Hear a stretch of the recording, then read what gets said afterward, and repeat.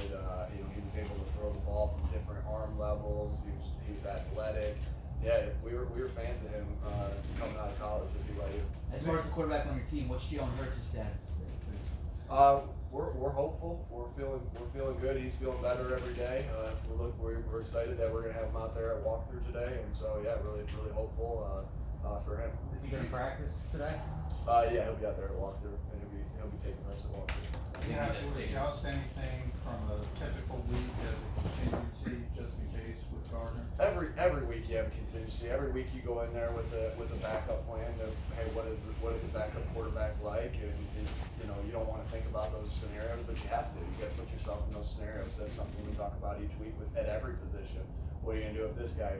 What happens if this guy goes down? What happens if this guy goes down?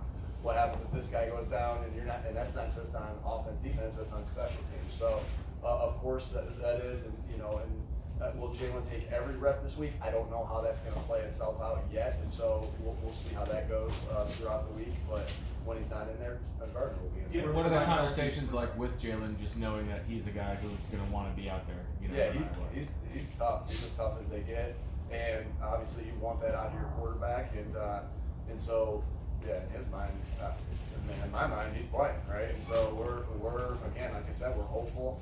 And I think in my mind, we're both saying, yeah, he's going. You have to create two game plans, one for Jalen, one for Gardner. And what have you seen from Gardner? Again, you know what your backup likes, and you know what he does well, and so there's gonna still be the plays that you do well as a team. But again, it makes no difference if Shane and I and Brian and Kevin like a play. The quarterback who's out there playing has to be the one that executes it. So you go through different things like that, and I don't want to say it's different game plans, it's different style. A little bit, because you tweak everything for each individual player. So it is, but again, we're playing a certain style of defense, and so there'll be some similarities regardless of who's playing quarterback. What about if Jalen isn't as mobile as he normally would be, obviously, with ankle issue? Yeah, that's something that we monitor throughout the week, and we plan accordingly as we continue to go on. And so again, there is a lot of scenarios that we have to play ourselves through. Again, we don't live in hypotheticals, but we know this is a real thing that we gotta handle if he can't go, or if he can't go 100% or whatever it is.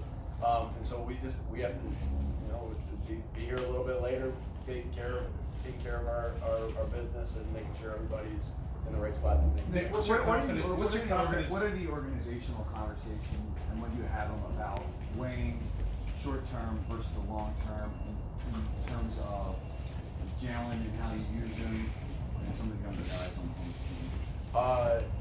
As far as with his ankle being no, just in terms of his usage. I mean, like having a run heavy offense, sure. And maybe not. It shows he can do as a passer. Yeah. Everything really, anything we're doing is to win that football game, period. Like, and as far as long term, I think I've said this before, I'm completely focused on 1 week at a time. I can't focus on what's going to happen in the future. Whatever we're doing in a week is solely to win that football game, and not focus on anything else. Do you want to be able to see him in different scenarios? Of course you do. In like the 2-minute scenarios, and third and long, third and short, and red zone. You want to put him in every position so they continue to develop. But as far as just long term, I mean, it's whatever we got to do to win this week, and that's with every single player, not just Jalen. Let's